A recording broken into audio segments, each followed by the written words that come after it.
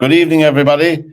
It's Monday, the 20th of March, 2023. It's 8 p.m. here, Greenwich Mean Time, and it's time for another edition of Sports View. Good evening, Joe Waters, and welcome. Good evening, Pat. Now, we have another one or two people who are attempting to come in, and they're welcome. We're not blocking them or anything, but they're welcome. They've paid their fees so they can come in, lads. It's okay. We'll take credit cards or anything else, we'll take a Tesco card at this stage. It's the usual info at theirmedia.tv is our email. And also, if you want to join us any here, give us your details, and you're welcome to come along on the panel. Press the red button to subscribe to our channel, and this is it. I suppose, Joe, we have to start at the fourth Grand Slam. I know, did you see the match at all? Oh, yeah, I did. I saw all of it. The fourth Grand Slam for the rugby team. I mean, really, they've for a small country like us. I know there's always a debate about players and all that, but nevertheless, forget about that. I think that it's time to bask in the glory of the fourth and first time winning the Grand Slam at home in Lansdowne Road, which is some achievement when you consider France, to me, were the odds-on favourites to win the Six Nations, and they're still a formidable team. They still have a huge team, but obviously Ireland got the best of them over in Paris, and I think they're deservedly Grand Slam champions, George. It was a tough match, though, against England. Well, it was a tough match, and it was perfectly set up to be a banana skin game for them, because England just got hammered last week or a couple of weeks ago by France. So they were, everything was kind of set up to go against us and spoil the party. And England came out, and we all knew, any of us that ever been involved in sport know that you're at your most dangerous after you've just had a bad beating. It's the team, the next game, that catches your right, and that's exactly what happened with Ireland, and they were trying to just spoil the party, and England played very well, they played a very spoiling game, and our guys got a little bit nervous. I think it looked a little bit, and obviously the sending off, the red card was a huge turning point in the game. Well, there's no doubt there was loads of subplots. Like the manager of the Irish team, his son was playing on the English team, for the start. So it was tough going for both of them, father son, on a human level, But of course, they both had professional jobs to do anyway. But the sending off, I think the English papers, some of them, I was reading them, looking across them this morning, they really, really should cop themselves on. It was a red card all day. He had plenty of time to just turn and leave him crash off him. But he went in my opinion, with full intent. They had no choice, the referee had no choice. It was a red card. Oh, I think it was a red card, without a doubt. You know what Clive Woodward tried to say about it being a rugby incident, and it should have just been a yellow card. The guy has made, to me, the guy has made serious contact with the Irish player's head. And it's very clear. Anytime you do that, you're going to be walking. But he didn't go. He didn't go for a tackle or to stop him. He went full intent. We all saw it. Like yeah. You can look. I don't know what was in his head, but you can only go on the pictures and on the incident, and that's the end of it, as far as I'm concerned. Right. It was a pity because he's a good player. It was a pity, but I think Ireland in the second half, their class shone through. I think they had the better players. They had the better team. Oh, I think so. And the players off the bench came on and did a great job. And I think the tries they scored were outstanding, and they settled down. Once there was a little bit nervy there for a while, but once they settled down, we'll never know if if England had 15, what would have happened. But you know what? That's the way the game goes. And, our guys took full advantage of it and deserved to win. And I think that the English press would be better off. Some of them, not all of them, some of them would be better off concentrating on the serious problems in the English rugby team facing the World Cup, rather than harping on about a red or a yellow card for the English player, because they are in serious trouble. Well, I mean, it's not just the English team, but rugby in England in general is in trouble. I mean, they've had a great league for a while. And I mean, you only have to think back a few years, the difference between how England were set up when Eddie Jones came in. They were set up to win a World Cup, right? And who was the coach at the time? Was it Lancaster? Stuart Lancaster was the coach at the time. I think it was. I'm not too sure. And then they were set up, for while he was in charge, they were set up to bringing all these young guys through, and eventually getting them through to the World Cup. And I kept reading about this, and then all of a sudden results don't go the way they expect them at that particular time. So they jettison Lancaster and those guys, and they bring in Eddie Jones, a gun for hire kind of thing. And he really did not do the job that he was brought in to do. It would have been interesting to see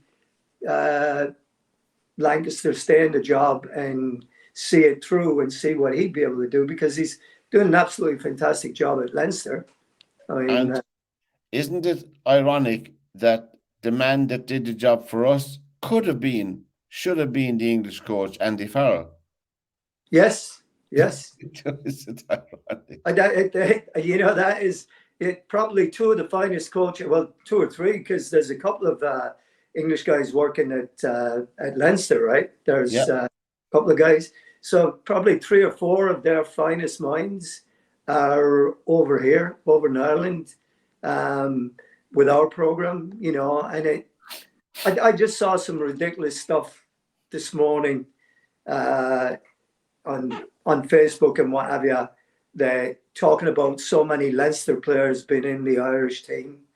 You know what? It really doesn't matter. It's the best players that play.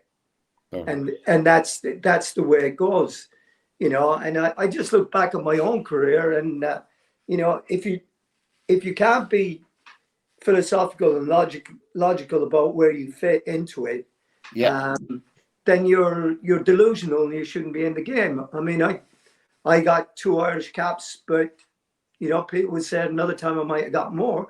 But when you look at the likes of John Giles and Liam Brady, you have Jerry Daly, Mick Martin, you had Gary Waddock at QPR.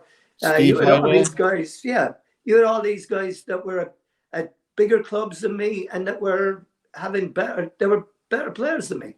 And that's the way it goes. You're dead right. And there was a bit of, but I don't care, as you said, who the 15 players are. If people, if they are picked on form, and there's fair play after they go. But I mean, really, I think they did prove all right that they were the best team. But I think spare a thought for Warren Gatland, because I won't say he was forced into it, he knew, but he was brought in. And I think with what he had, with players threatening to go on strike, with money lacking and all of this in Wales, I think what he did with that Welsh team, okay, they might have only finished above Italy. But what he did with them, Joe, towards the end of the Six Nations, I think, was almost miraculous. I mean, it was an absolute disaster what he walked into. I mean, we all know that it had been going downhill. I mean, you watch the last coach, the Welsh guy, I forget his name now, but he was not. Wayne Pivac, he wasn't able to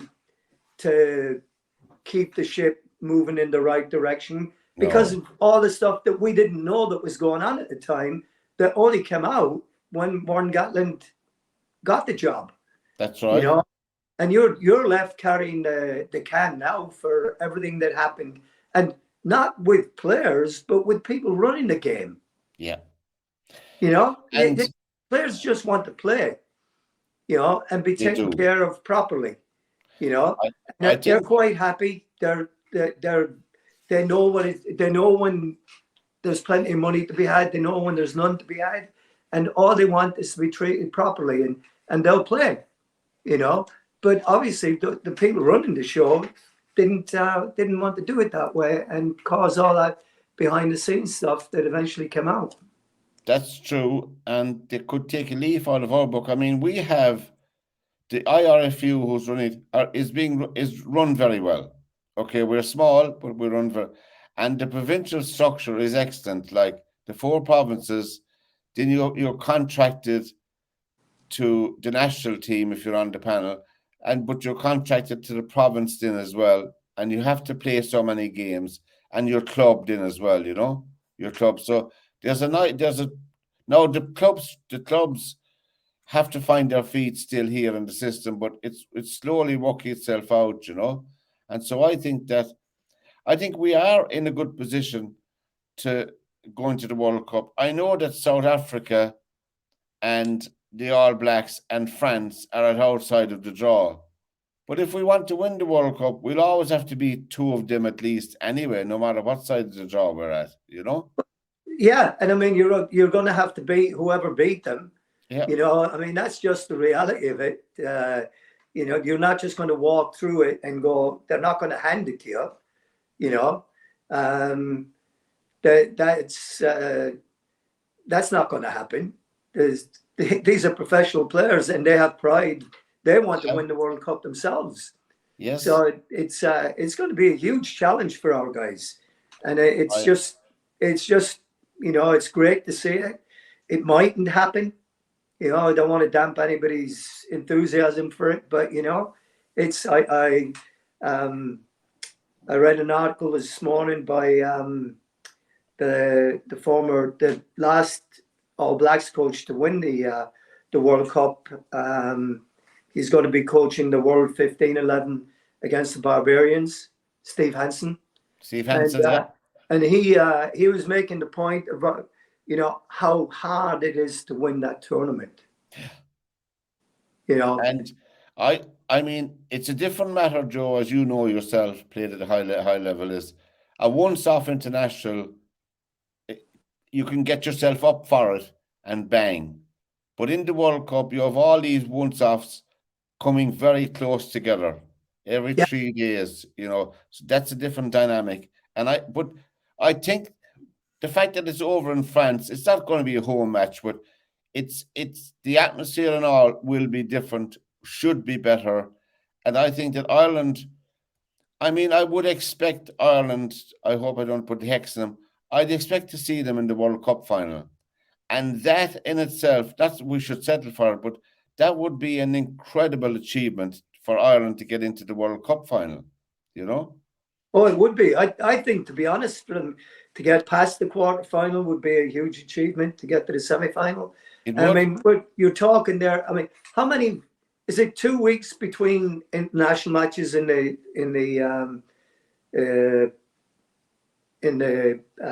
championship? Do they play every 2 weeks? They play. Or is it every week? They played back in the Six Nations. Yeah. They played back-to-back matches, and then there was a week off. So they play. Okay. So then I mean, you just hit the nail on the head there. They're going to be playing games every 3 or 4 days. The group matches, yeah. Yeah, in a game like rugby, we saw the amount of attrition in Saturday's game with our guys coming on and guys going off and what have you. I mean, it's a huge physical toll, and you have to have a deep squad that knows, and it has to be ready for when you come in, when it's your turn to come in and do the job. And that's really going to be the key to it. Who gets very fortunate with injuries? Because I mean, you take a knock to the head, and get a concussion, you're not coming back and playing in 3 days. No, it's you're impossible. out. You probably don't even begin the concussion protocol till after that. So you're out. You're probably going to be 2 weeks out. And we always look we always look for characters in a team. Well, I do anyway myself. Like the Bull Hayes. Do you remember Hayes? John Yeah. Hayes. He was Peter Classy before him, and now I think we have two. That's my opinion. We have Tyke Furlong, and you have Dan Sheehan emerging. I think Joe Tyke Yeah. Furlong is some character. Yeah. Yeah. And that's what you need. It's I mean, he was blackguarding in the scrum. Everybody knows this was, and the referee, the referee had a word with him, and as if Tyke Furlong was looking around, wondering, "Me, ref, is it yeah. really What me?" did I do? You're trying to, and your man holding his face on the ground. But I'm not condoning that. I'm just saying that you need characters like that, like Peter O'Mahony as well. You have Yeah. Yeah. characters like that. They're in your ear. But look, we look forward. We can look forward really to the World Cup. With a bit of positivity now. And Oh, I suppose we can always look forward to a surprise package. But I think that the Argentinian team would be a dark horse for me to get into a semi-final. That's just me. I've seen a lot of their matches, and they've concentrated on youth with a small sprinkling of the mature guys there. I think they're if they're allowed. I'm saying if they're allowed to play their game, they'll be a yeah. threat. But it's all And up I in the mean, air. that's the thing with it. But I mean, we should be going into this thing, full of confidence, but not overconfident. Because Yeah, you don't want to be going in cocky, but you want to go in with the confidence and the belief that you're the number one team in the not only in the around Ireland and with the Six Nations, but in the world. And if you can use that in a positive way, then you have got a real with allied with the talent and the hard work that these guys are prepared to put into it. yeah. Having that confidence level is huge. Is huge. The only thing people were looking forward to the World Cup is that we don't really seem to have one position that we don't seem to have a ready-made backup is at full back for Hugo Keenan. But I don't know much about now. I didn't look at the extended panel for the World Cup, but no doubt there'll be people that have played fullback anyway as well on the team already. Yeah, I'm thinking of your man in the centre, Hinshaw. Hinshaw yeah, had a stint. So I mean, we're not without backup, but I'm just saying a specialist fullback. Mike Keenan has emerged as a world class player. yeah, yeah. You know, Well, a few Irish guys have, yeah, and to be honest, if those guys weren't there, the guys behind them might have stepped to that yeah, level. yeah, So that's how good the squad and the depth of the squad is. So absolutely. it's absolutely fantastic to see. And I mean that's part of the point I was making earlier is that England had this whole plan set in place, and they had this conveyor belt of players that were going to be coming through, and then all of a sudden it dried up and stopped happening. And now you look at Ireland, and we have actually taken over what they were trying to build and doing it from our own side. I mean, we would be one of the favourites. We'd be one of the favourites with France now at this side of the world, you Yeah, know? And then you'd have the All Blacks in South Africa. That they're the four teams that are tipped to win it. yeah, And maybe Australia could come good. We don't know that. But anyway, we look forward to the World Cup. It's in September, and it won't be long coming around for the month of September. Because we might get over there for one or two games. I don't know, will probably be impossible. Probably be yeah, impossible to get the tickets. But yeah, SportsView is the program here every Monday night on LairMedia.tv with Joe Waters and myself. And tell all your friends about us and press the red button to subscribe to our channel. And we appreciate all your comments very much indeed. Joe, we'll move on to soccer as we're at it. Now, obviously, the FA Cup quarterfinals were on over the weekend. And for all different reasons, there were some humdingers. I happened to see the first match I happened to see on Saturday. Was it Saturday? Yeah. Was Sheffield United and Blackburn Rovers. It was just a cracking game. Yes, it was. It Yes, it was. was. I thoroughly enjoyed it. Really Yeah, good. yeah. You know. It was. It was a very, very good game. Some terrific goals scored. I Yeah. mean, the winner was an absolute Oh. worldly. The guy scores. Uh, Oh. and it just had so many things in it. It had the drama of the cup with the I think the Gallagher guy having a deflected one on his own end and scoring one on the other end, Yeah. and all the other stuff, and Blackburn going ahead, and then Sheffield United coming back, and it was just a great cup tie. It really It was. was. And then, of course, Joe, we mentioned obviously Brighton uh, and yourself, Grimsby.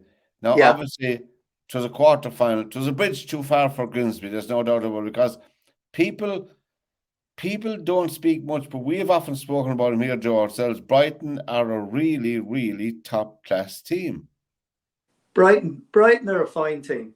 Yeah. And I if you're reading stuff and you're talking to people, back in Grimsby and Cleethorpes, they all got, obviously they got the cup fever and the whole thing, because since 1939 we've not been to this game, so it's a huge it's a huge achievement to do it, especially when you're in the lowest tier in the football league, to get to that level, and then to have to go away from home, and it's a 5.5 hour bus ride to get down there and what have you.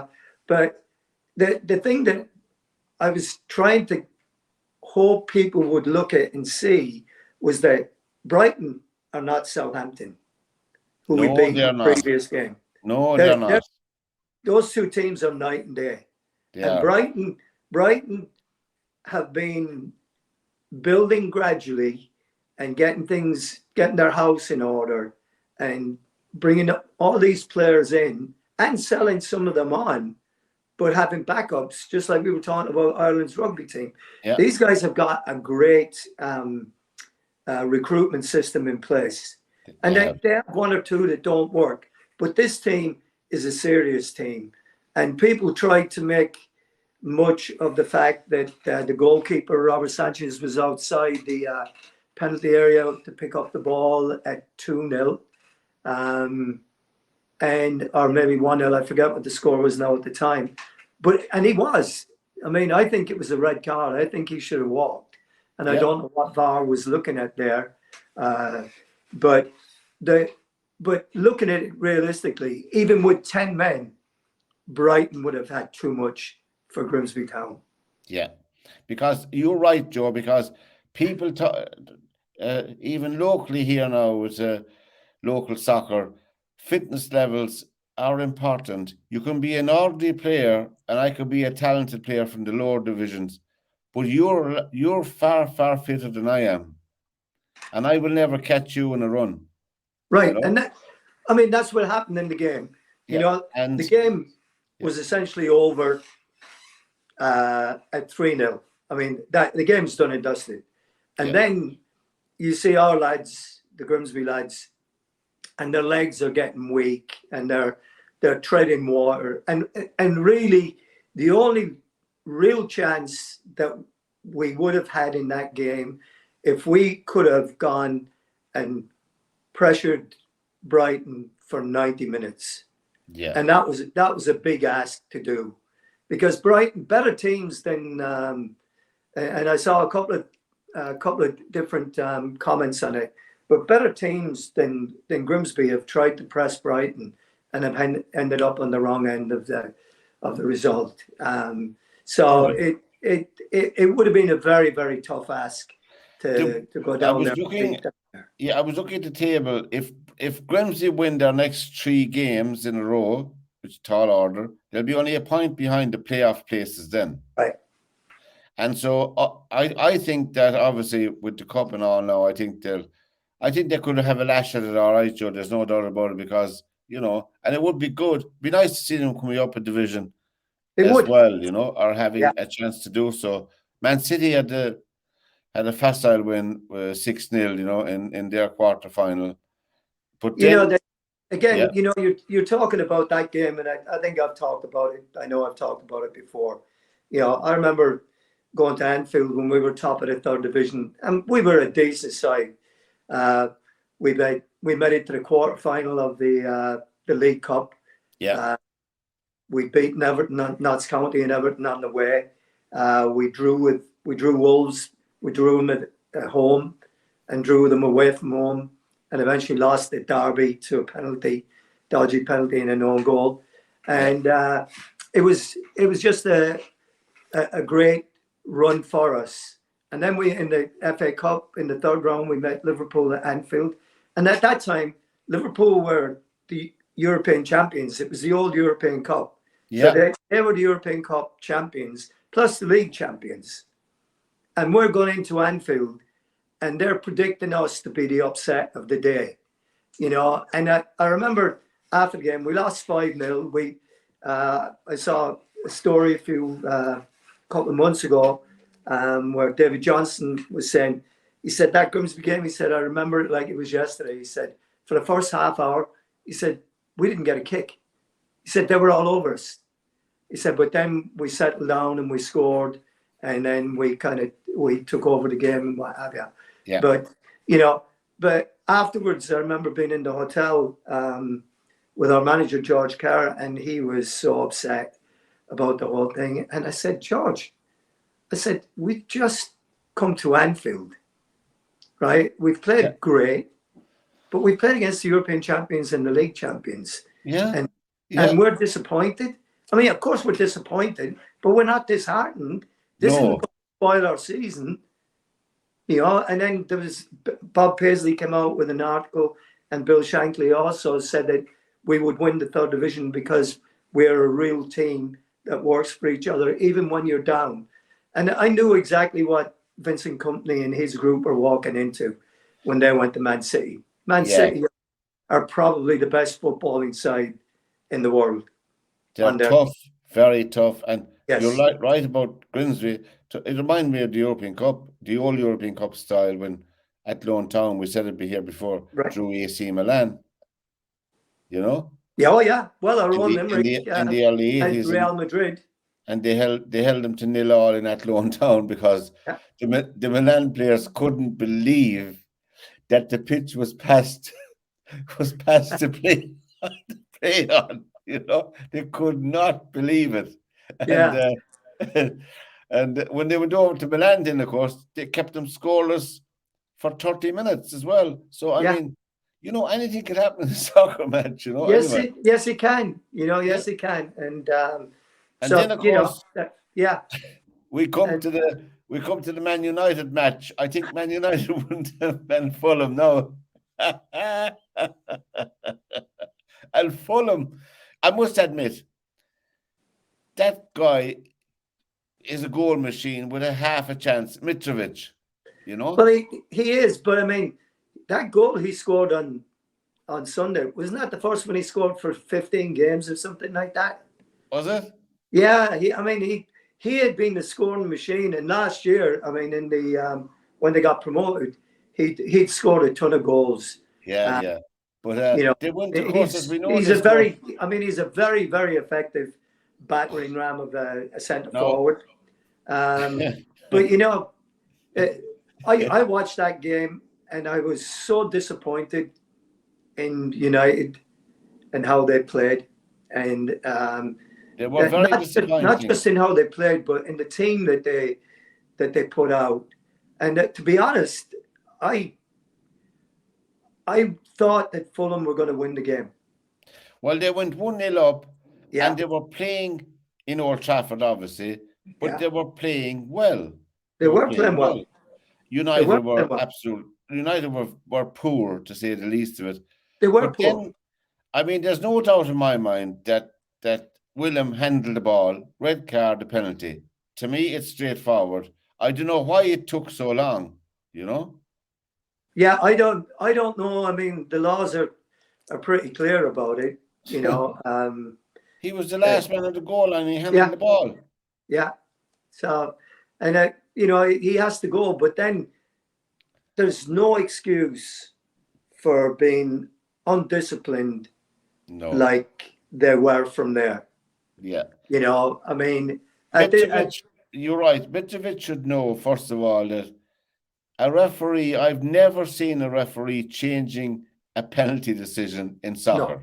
I've never seen it. Yeah. Never. And once it's made, Yeah. And so therefore, that should have been his template to stop. But I can see his other side as well, in the heat of the battle, he realized that, I don't know, then he got sent off and the manager got sent off. Right. Effectively then, Joe, the game was over because eight outfield players against 10 would never, no matter. And I thought, well, there's no doubt about it. The talk in the papers this morning is Maguire is gone at the end of the season out of the club anyway. Yeah. And they mentioned 3 players that they're gone. They're up for sale. They didn't announce it yet, but we know that. And I think the team was unsettled. Eric, I can see why he has to rotate players as well, but really, you're playing at home. I mean, these are professional soccer players. If you're playing at home, you put out your best team. Well, you would imagine that you would. It's a trophy. It's it's just become such a crapshoot in a lot of ways, because you look at United and they flatter to deceive sometimes. Yeah. There was a couple of weeks ago, people are talking about them going, having a chance to win the league, being a dark horse for it. But we talked about that. They were never going to be capable of doing that, because they don't have the squad, and they don't have the first team players that they can play to do that job. Exactly. Not yet, anyway. But just looking at what they put out, when you put out Sabitzer and McTominay in midfield, right, and you're hoping to win a game against a very good Fulham team, and Fulham are a good team. I mean, they're going for Europe themselves. They're not far off the pace of any of this. They're well up there, right? And well up there. you know that you're taking a gamble. You are really taking a gamble, and I don't see the logic in what they were doing. I really don't. And they needed some more creativity in midfield. I know they pushed Fernandez up into the number 10 spot and did that, but the wide guys really didn't do much for me. They didn't do a lot of creative stuff. Was Rashford playing? Yeah, he was. I'm only joking. But yeah, he was. He wasn't his most effective, and then the other guy, Jadon Sancho, didn't show very much at all. Was your man suspended, Casemiro? Yeah, he was. That was the first of 4 games that he's suspended for. I mean, he's a dynamo for them. Yes, he is. Absolutely. And when it's a funny thing, but when you have him and Fred in midfield together, this is a really strange thing to be talking about, because Fred has been the whipping boy for the longest time. He plays well with Casemiro. He does. And sometimes it is that chemistry side by side that's the thing that works. I agree with you there. Fantastic. Yeah. And they're playing Man United are playing Brighton, is it? Yes, yeah. That'll be a cracking game. It'll be a hell of a game, because Brighton didn't Brighton already beat them 3 or 4-0? Did it? Earlier in the season. This is, there were three teams you can get. This reminds me of when I was at Leicester and we were in the semi-final of the Cup in '74, and you had 4 teams in it. Obviously, the last 4. You had Liverpool, you had Leicester, you had Burnley, and you had Newcastle, right? And you wanted as much as you could to avoid Liverpool. You just didn't want them at all. Any of the other two, you'd have been happy to get. And unfortunately, we get Liverpool, and the same thing here. For United, I was hoping that they'd get Sheffield United, but this is the two you didn't want were Brighton and Man City. Man City will probably beat Sheffield United. I would say so. I think they will. Yeah. The other one is a 50-50 game. Yeah. It's going to be very interesting. Like we said, I mean, Brighton are a serious team, and they're not far off of United, and they showed that they were maybe in front of them a little bit when they beat them earlier in the season. So it'll be interesting to see how this one plays out. That's right, and we had then, of course, Arsenal going 8 points ahead, and they're a very well organised, superbly bad. That Martinelli and Saka, look, we could name a few of them. They have a good team, Joe. They have a good team. I watched the game, and just the way they play. I mean, this is Man City at the beginning of, or a couple of seasons into Guardiola. Yeah. With the players, the way he has them playing. I mean, all of their goals yesterday were absolutely fantastic. I mean, they were absolutely outstanding. I mean, you couldn't pick a fault with them, really. Maybe the only fault you could pick, if you've been really picky, was the goal they gave up from the corner kick, and maybe that might be something that bites them down the road. But for a small man, I love watching Saka. Oh yeah, he's a terrific player to watch, and he never stops. He never stops moving. And I mean, the ball that he played back to Ben White, and then made the forward run for Ben White to play him in, was absolutely. I mean, it was just beautiful to watch. And then Granit Xhaka, a couple of years ago, this guy was on his way out. The people at Arsenal are calling for his head. Does one's admiration for the manager of Arsenal now, Arteta, Mikel Arteta? You have to give him an awful lot of credit, because you remember when he started with him, Yeah. Oh, he'll never make it. He's out of his depth, and you get the usual criticism. Right. By God, the club backed him, and rightly so, because they know better than you and I anyway, Yeah. And really, and of course the team around him as well. We must admit that it's not all down to one man, but nevertheless, I mean, really, the club seems to be very united. They're humming along, and the Martinelli is blossoming, and Saka we mentioned. I think Saka, if he keeps going where he is, they might find it very hard to hold on to him, Joe. Yeah, but Arsenal are a very wealthy club. They have very wealthy owners. They have. So when they see how serious this is, and filling that stadium every week, when they see that, they're going to want to keep it the way it is. I mean, they've just done an absolutely fantastic job. That kid that they got from Real Madrid in midfield, his name won't come to me now, but he is absolutely fantastic. I mean, I think out of all of them, if he was to go down, it would affect the team the most. Yeah. I don't think that they really have anybody that to be able to replace somebody like that, it would be like you'd have to be unbelievably talented to do that. Martin Odegaard, right? Is his name? Odegaard, yeah. He is an absolutely fantastic player. I have no idea why Real Madrid would let a player of that quality go.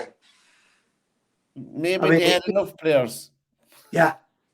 But, I mean, we've asked the same question about Chelsea, why they would let Mo Salah go and what have you. It didn't fit in at the time, and that's the thing with it. And you go somewhere else, and then you go on to being just absolutely unbelievable. And we see now also Barcelona did a job in Madrid. Yes, they did. They did.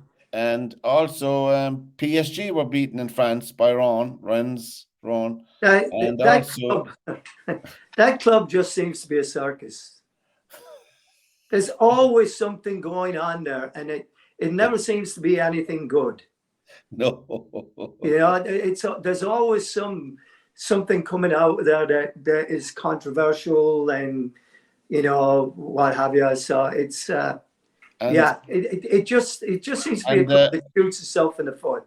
Roy Keane's buddy got the sack.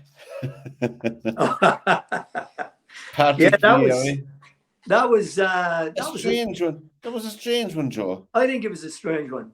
It was a strange one, and I mean, they're safe enough. They're safe in the Premiership. Well, I mean, they're kind of down there now. I mean, they're in the dogfight now. So they're down now, but really, I don't know myself. I think nobody saw it coming outside of the club, Yeah, I thought that he was pretty safe there. I thought so, but I thought our friend in sports would be gone, but he's not. Well, and there you go again. I mean, so there's a typical example. Spurs go to Sheffield United in the last round of the cup. The cup, and with the last opportunity to win the trophy, and they put out a team like they put out, and Harry Kane is on the bench. And they're talking about you read all the paper about it, and Spurs this, Spurs that. They spent 150 million on 10 players. Well, 60 of that was on Richarlison, whatever you care to call him, right? So they've signed 10 players for probably 9 million, around 9 million each. 9 million in this day and age does not get you a top class player. No, and Richarlison is no good. He is. I mean, he showed it at Watford when they were in trouble. Salt didn't play at Everton. Same thing. No, he's no good. He's a guy that I mean, he has terrific talent, but he just doesn't seem to be up for the scrap. And that's the way it is. But I mean, Spurs have changed everything. But the one guy that's still there is Dyer, and he is the slowest guy on the field, and they have the worst defense. And as Conte himself said, out of utter frustration, I know he hasn't the perfect English, Yeah. God Almighty, if he was able to speak English, he would have been sacked, because he was using the wrong words. But he said, we have owners for the last 20 years, and they seem to be happy with the club the way it is. Yeah. Winning nothing. Yeah. What's that about, Yeah, it's I read a little bit about that as well in the paper, and the high and mighties at Spurs all met up, and they didn't think that he was really referring to the ownership. I think that he was talking about something else, or they think he was. But to be honest, that the transfer policy there has been really, really poor. I think that I think Kane will definitely go somewhere. I think if any club put in a decent bid for him, he's gone. That's going to be very interesting, because is the same thing going to happen again that happened 10 years ago or whatever it was, when they sold Gareth Bale to Real Madrid, and they signed 10 or 11 players on the money they got from Real Madrid, and right. after 3 years, not one of the players was still there.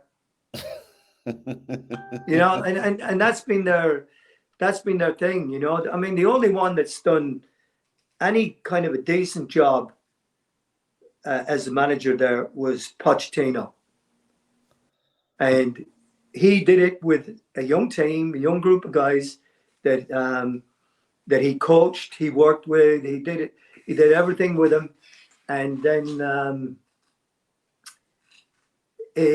he wanted. I think he saw where he was, where the club was, and they weren't ready. They weren't going to invest to take him to the next step, especially Yeah, after they lost in the Champions League final to Liverpool.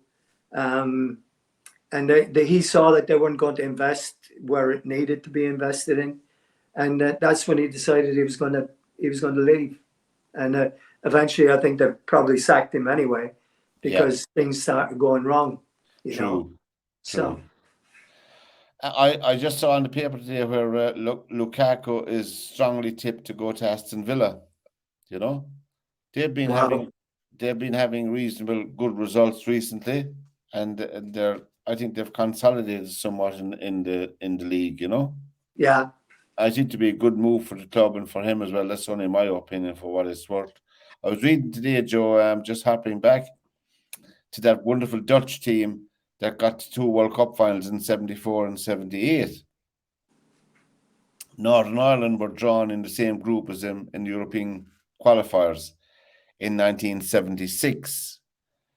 And on this very day in 1976, in Rotterdam, George Best made a return to the Northern Ireland team after a 3 years hiatus. He played in Rotterdam that night for Northern Ireland. I think you probably remember it. A man of the match performance, mesmerising. They drew 2-2 with that wonderful Dutch team, you know, but he was clapped off the pitch, you know. Yeah. He was just such a superb player. Anybody who missed him, anybody younger, way younger than we are, should look at old clips and old newsreels of George Best in action. He was, and remember, the football was heavier. The The pitches pitches were heavier. were heavier as well. Yeah. Everyone was heavier. The boots were heavier, you know, as well. You know, So I love how people pick on people and, you know, on the bandwagon, jump on the bandwagon and what have you. yeah, Like Anthony playing for United the other week was they were talking about him showboating and what have you, and doing his thing, you know, and you know, he's posing. There's a clip out there if you ever get on YouTube and look for it. Manchester United are playing, I think it was Sunderland, and Cesc Irwin, who was a terrific player, very wholehearted player, was facing George on the left wing.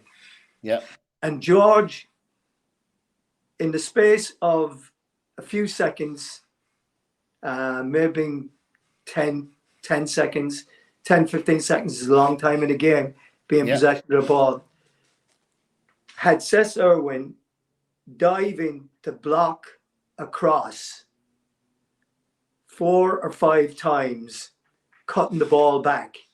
So he'd go with his left foot to cross it. Cesc would slide that way to block it. George would cut back. Cesc would get back up. George would feint to cross it again. Cesc would slide in. George went the other way. And it kept happening like that 3 or 4 times. You know, and then eventually George got tired of it and knocked the ball into the box or passed it to somebody. But that was George for you. I mean, that's what he could do to people. And he was worth the admission money alone to oh, watch. gee. I mean, I saw him playing with Cork Celtic. Obviously, that was Yeah. a different thing altogether, the poor man. But I mean, I was glad, Joe, that he won the European Cup. Yes. Because obviously he was playing with Northern Ireland. They were never going to win a World Cup with talent. Although they had some fantastic nights with George and the team, you know. But never like the Republic of Ireland. We had some talented players down through the years, you know, but we never had enough of them at that level, you know, except probably during Jackie Charlton's era, you know. Yeah. Yeah, and I mean, and they were unlucky sometimes. That they I remember John Giles talking one time, and somebody talked about uh, a goal being disallowed. He said, I don't know what Ireland have to do. It just seems that every time we score a goal, they find something wrong with it and disallow it away from home.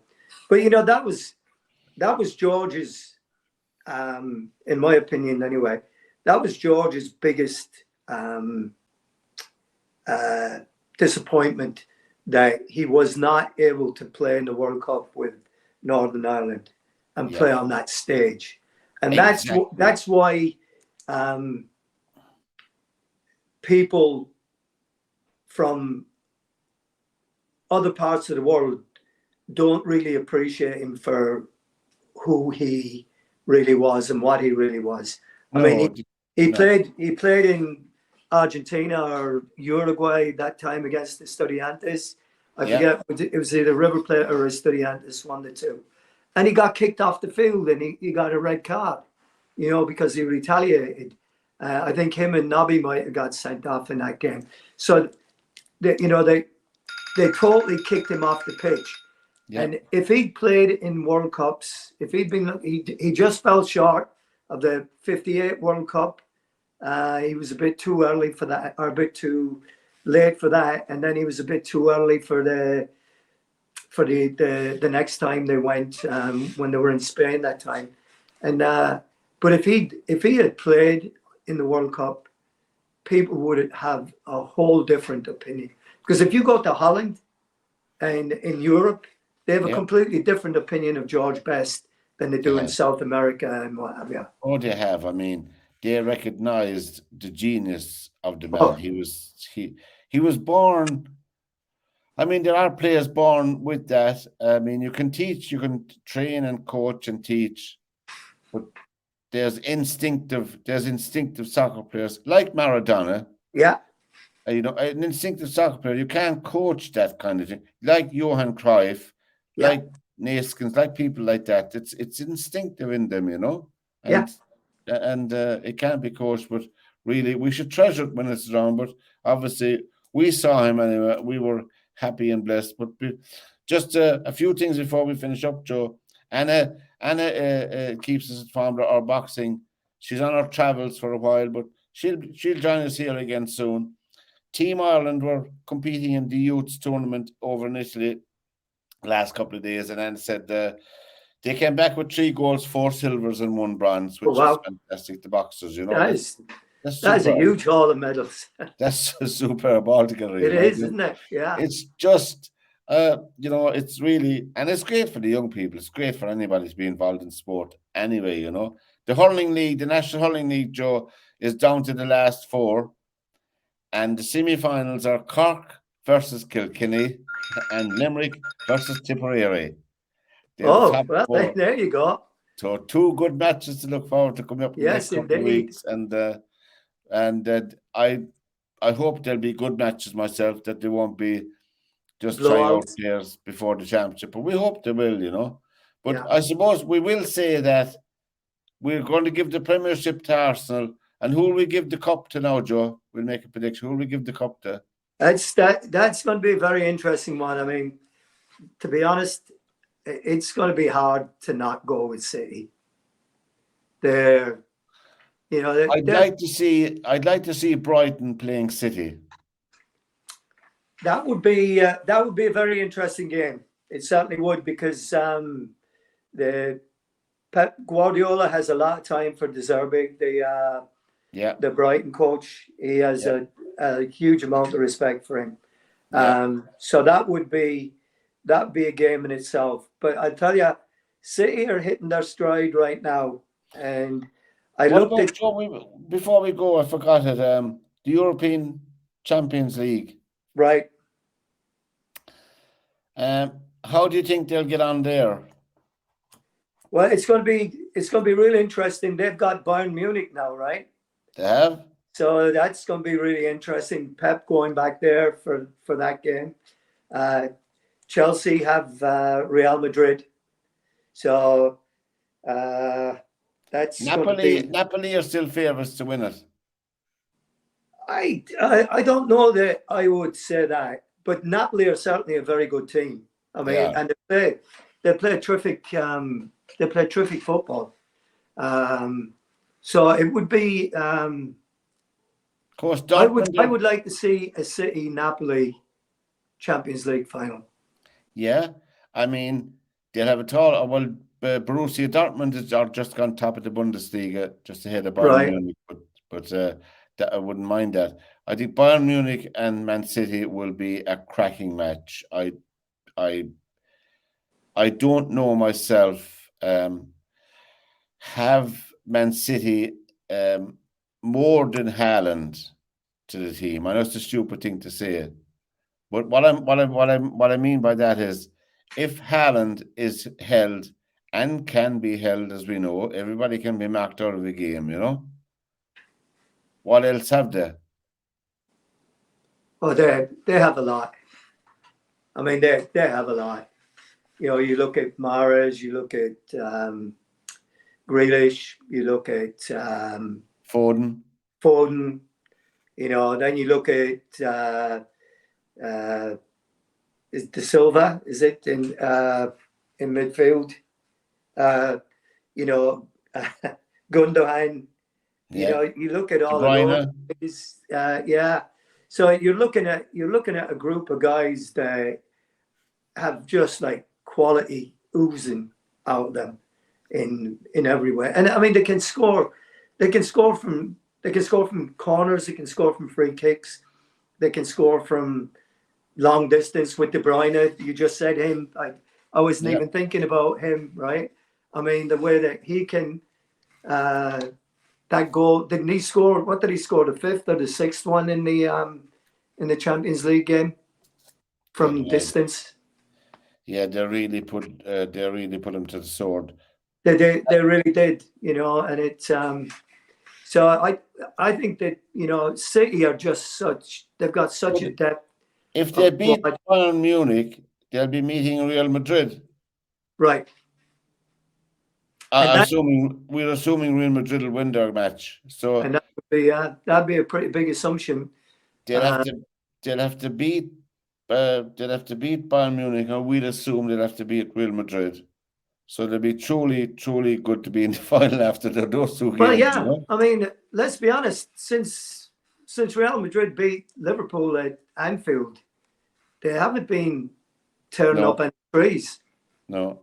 I mean, they lost to Barcelona in Madrid. Yeah. They lost to Barcelona yesterday. They beat Liverpool 1-0, but wasn't a very convincing performance, really. I mean, Liverpool were shocking. Yeah, Liverpool didn't play well in that, but they're gone backing off that, Joe. Pat, it's like you and I talked about a couple of weeks ago on the show here. Yeah. The test is going to be for, Liverpool and United, what they're going to do next.